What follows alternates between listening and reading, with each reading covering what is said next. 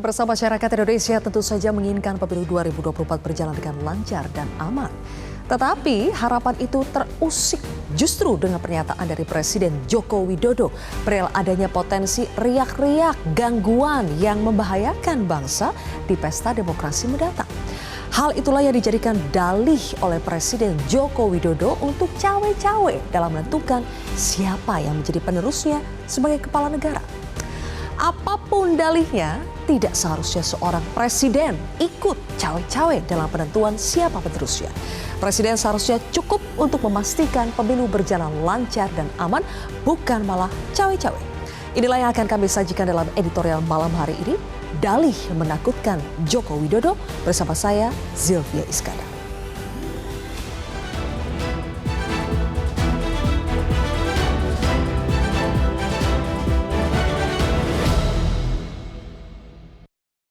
Dalih menakutkan dari Joko Widodo.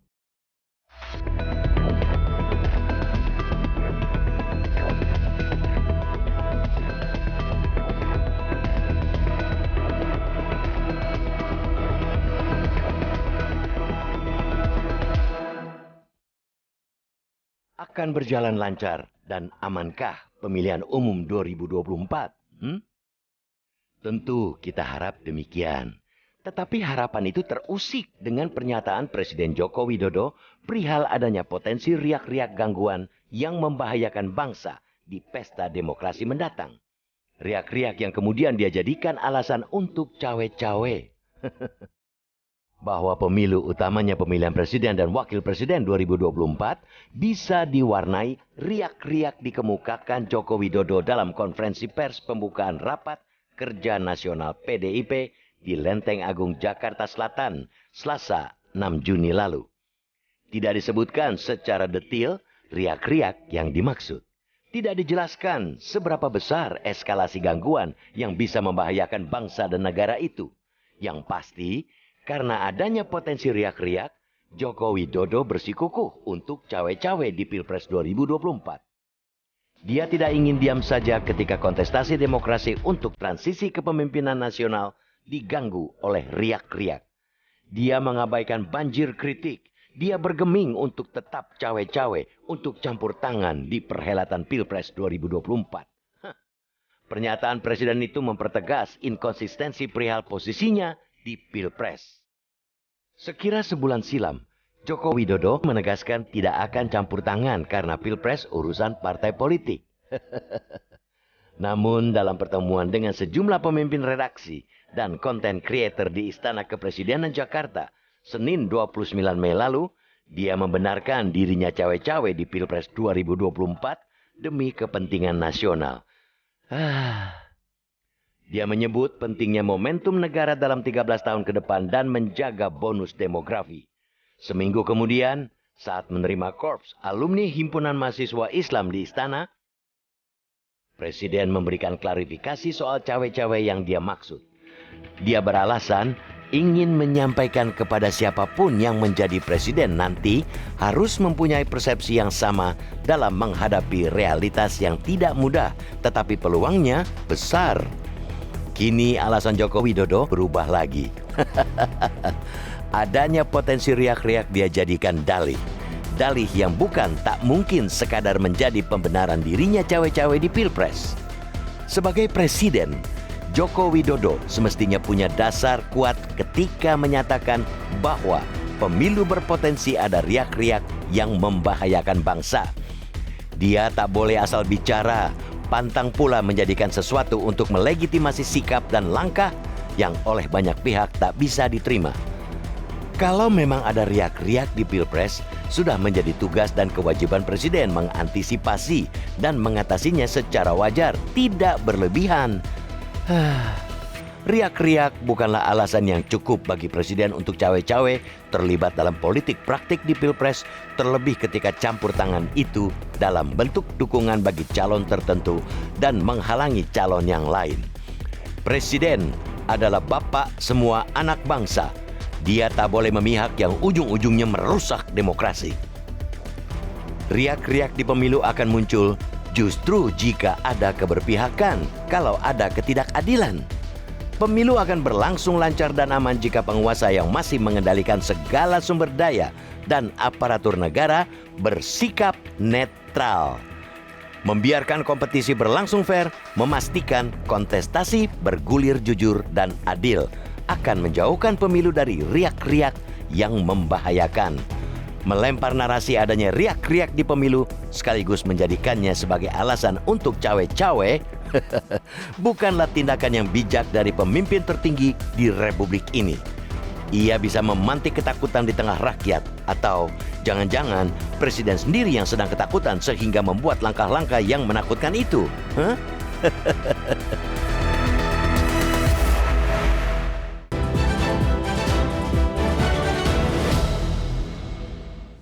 Baik, pemirsa, untuk membahas topik dalih menakutkan dari Joko Widodo, sudah hadir bersama saya anggota Dewan Redaksi Media Group, ada Mas Abdul Qohar. Selamat malam, Mas Qohar. Selamat malam, Cynthia. Mas Qohar, hari ini kita bahas riak-riak membahayakan yang disebut oleh Presiden Jokowi tadi, tapi belum jelas ini. Riak-riaknya dalam bentuk apa, membahayakan siapa spesifiknya. Jadi apakah justru cawe-cawenya Presiden Jokowi itu yang bisa membahayakan dan menimbulkan riak-riak? Kalau kita lihat dari kajian, dari analisis para ahli, para pakar, masyarakat ya, justru cawe-cawe itu potensial untuk membahayakan demokrasi. Kenapa? Karena dia secara eksplisit, secara terus terang mengambil hakikat demokrasi sendiri, yaitu kedaulatan rakyat. Yang menentukan siapa yang berhak untuk menjadi pemimpin ke depan, itu bukan presiden incumbent. Tapi rakyatlah, melalui apa? Melalui pemilu. Biar masyarakat, biar rakyat, publik yang menentukan. Apakah capaian saat ini itu layak untuk dipertahankan semuanya, atau ada yang perlu dikoreksi. Bukan ditentukan oleh 1-2 orang elit. Ini bukan demokrasi, ini elitokrasi, ini elit yang elitnya elit. Nah, ini yang justru berbahaya, justru yang berpotensi untuk menimbulkan riak-riak. Kenapa?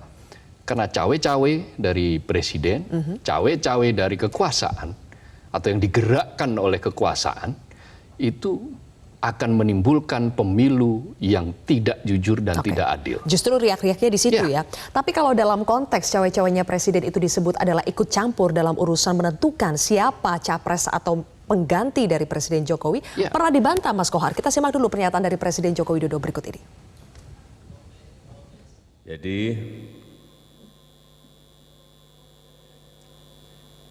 yang namanya Pilpres itu urusan partai atau gabungan partai. Jangan presiden itu diikut-ikutkan. Tapi sering ketua partai ini dikit-dikit sudah direstui presiden. Apa hubungannya? Saya kadang-kadang mikir, apa hubungannya? Nggak ada hubungannya. Apalagi kalau datang ke saya dalam membangun koalisi, semuanya sudah disetujui presiden. Urusannya apa saya? Nggak ada urusan. Membangun koalisi, mencalonkan seseorang. Ini statement dari Presiden Joko Widodo 2 April lalu. Tapi sekarang Anda melihat masih ada konsistensi itu bahwa Presiden urusan itu soal Pilpres urusannya partai bukan urusan saya. Konsisten tidak? Tidak konsisten. Kan yang kita saksikan ketika menerima pemimpin redaksi dan konten kreator itu jelas eksplisit dinyatakan saya harus cawe-cawe untuk pemilihan 2024. Karena demi keberlanjutan pembangunan, katanya kan begitu. Lalu kemudian dikoreksi lagi, ketemu Korps Alumni HMI, Presiden menyatakan bahwa cawe-cawenya dia adalah karena ada riak-riak yang membahayakan, tanpa menjelaskan secara detail apa itu riak-riak. Jangan-jangan, maka publik berspekulasi, para analis berspekulasi, dan kita sah berspekulasi. Jangan-jangan riak-riak itu justru karena muncul karena ada cawe-cawe. Nah, dilihat dari apa yang statement yang berubah-ubah, itu kan sama saja boleh dong kalau kita mengatakan Jokowi melawan Jokowi. melawan Jokowi lagi. Ya, menarik itu dibahas lebih jauh ya. Jokowi melawan Jokowi, melawan lagi. Oke, kita akan perdalam lebih jauh Mas Kohar, tapi kita harus jeda terlebih dahulu pemirsa. Editorial Malam akan kembali sesaat lagi.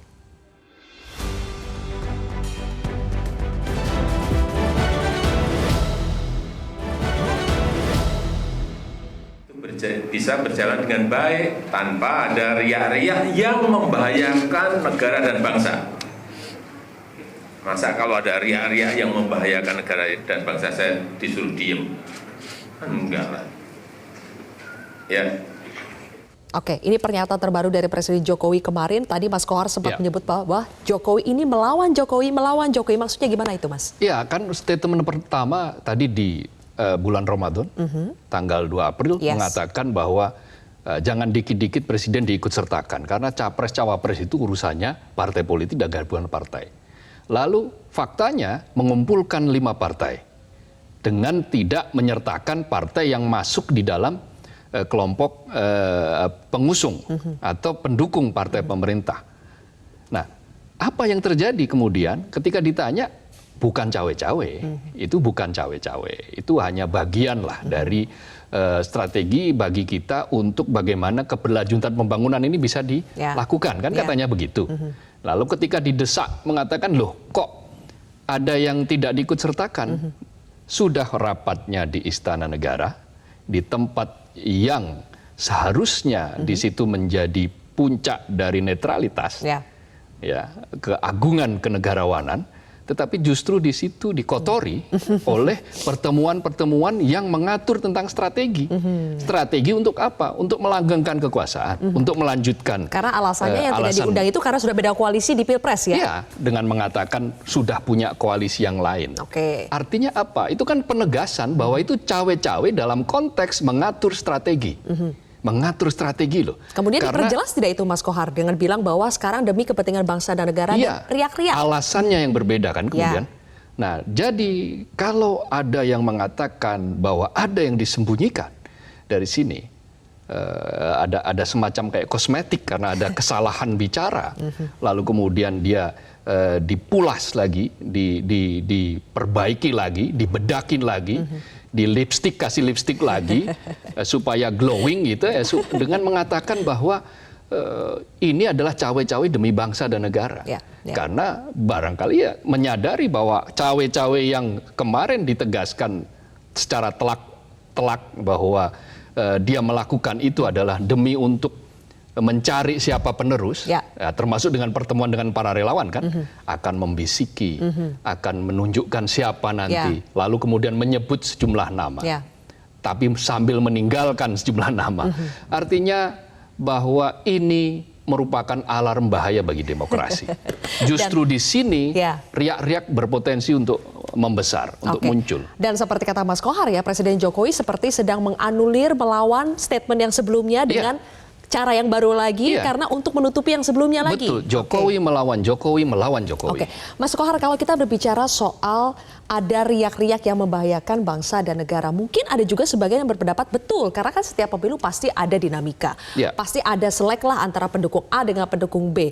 Tapi bukankah itu memang sudah biasa terjadi dan biasanya penegak hukum kita sudah memetakan itu? Ya, demokrasi itu tidak rame kalau tidak ada kontestasi ya, kalau tidak ada sesuatu yang berbeda. Bahkan perbedaan itu kadang-kadang terlihat sangat tajam, perdebatan itu bahkan terjadi sangat tajam, tetapi yang penting tidak terjadi pembelahan. Itu yang harus dijaga, karena demokrasi itu meniscayakan kebebasan berpendapat, kemauan orang untuk mengajukan alternatif-alternatif. Jadi tidak bisa demokrasi atas nama misalnya riak-riak, lalu kemudian demokrasi dimatikan. Atas nama stabilitas, maka orang tidak boleh berbicara soal alternatif. Orang tidak boleh berbeda, menyatakan pendapat yang berbeda. Kalau berbeda berarti kamu sama dengan barisan musuhku. Atas nama meneruskan program-program pemerintahan sebelumnya? Biarlah rakyat yang menentukan program-program yang mana. Misalnya kalau ada yang mengkritik beberapa infrastruktur, ada yang kemudian ternyata infrastruktur yang perencanaannya buruk, ya apakah itu tidak patut untuk dievaluasi?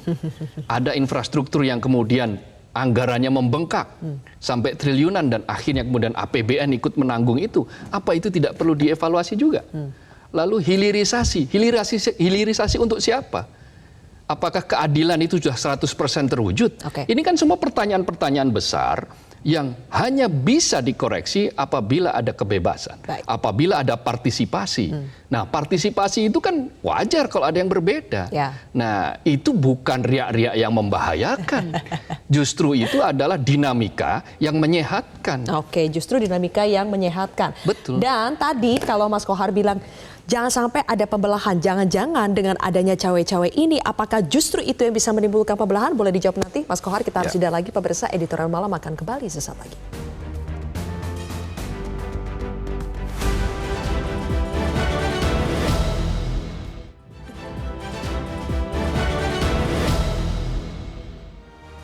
Baik pemirsa, kita langsung lihat polling yang sudah dibuat oleh tim editorial Malam. Pertanyaannya adalah apakah cawe-cawe presiden menjadi potensi riak-riak gangguan pemilu? Mayoritas 63% menjawab betul bisa mengganggu. Kemudian kita lihat juga ada komen dari netizen yang masuk. Apakah cawe-cawe presiden bisa menjadi potensi riak-riak gangguan pemilu? Dan ternyata netizen berkomentar ini dari @McDatuk, riak-riak gangguan ya dari rezim inilah, siapa lagi? Polisi dia punya, tentara dikuasai, buzzer dia pelihara. Kemudian kita lihat lagi komen berikutnya dari @Yania. Yang bikin gejolak gangguan ya si cawe-cawe karena merusak demokrasi dan kenetralan pemerintah. Jadi Mas Kohar, pertanyaannya justru kalau tidak mau ada riak-riak harus mulai dari mana? Ya, mulai dari presiden sendiri, mulai dari Presiden Jokowi harus betul-betul mendudukkan posisinya sebagai seorang presiden. Silahkan cawe-cawe, tapi untuk hal-hal janji-janji pembangunan yang belum tuntas dilakukan. Ada soal kemiskinan, ada potensi 16 provinsi masih akan berada dalam kemiskinan yang akut di 2024 nanti. Dengan angka tingkat kemiskinan yang ada di 9 hingga 10% lebih malahan. Nah, ini layak cawe-cawe, wajib malahan cawe-cawe. Ada persoalan misalnya beberapa BUMN yang sekarang sedang dilanda kesulitan utang. Nah, apa yang akan terjadi BUMN karya terutama, misalnya ratusan triliun sekarang dia dililit oleh utang. Nah, bagaimana mencari jalan keluar itu? Itu wajib cawe-cawe. Nah, ada beberapa jalan rusak di beberapa daerah, itu juga silahkan cawe-cawe, tapi dalam porsi tertentu. Jadi intinya Zilvia, bahwa yang harus kita menangkan adalah demokrasi. Ketika presiden hendak menentukan siapa yang akan meneruskan dia, siapa yang harus meneruskan dia sementara yang lain tidak boleh, itu artinya menutup ruang bagi mereka yang berbeda. Dan menutup ruang bagi mereka yang berbeda itu adalah melawan demokrasi. Karena hakikat demokrasi adalah memberikan ruang bagi yang berbeda, checks and balances. Itulah demokrasi. Kalau semuanya setuju mawon, manut saja, ya sama saja dengan ketika kita hidup di era Orde Baru. Baik.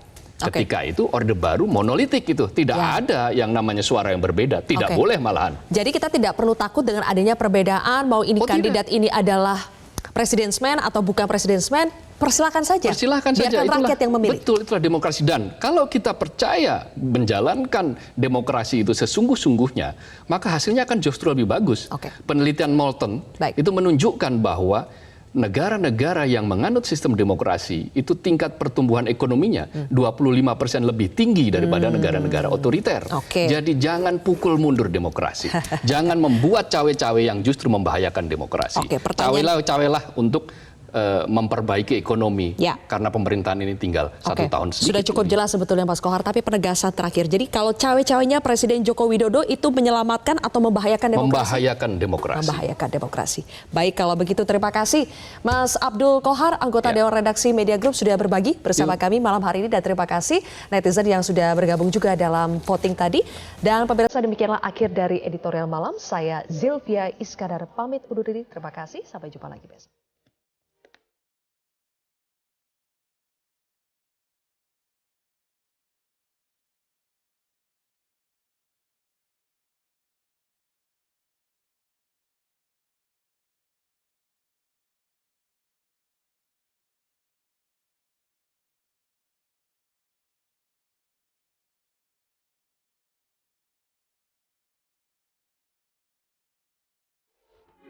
Metro TV.